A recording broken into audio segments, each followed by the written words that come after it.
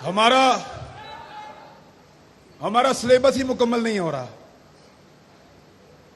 70 साल में पढ़ाया कि ये ऐसे है। अल्लाह अल्लाह करके नालायक लोग हैं हमने अल्लाह अल्लाह करके वो सबक याद किया और सिलेबस बदल दिए।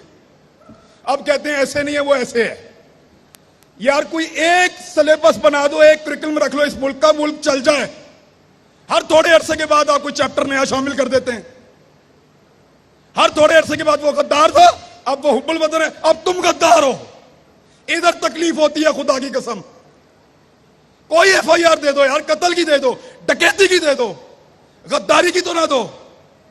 गद्दारी की एफआईआर, गद्दार है हम, बोलो गद्दार है। बुलाओ पंचायत, बिठाओ कोई जरगा, करो फैसला। हम गद्दार हैं? नहीं है। पाकिस्तान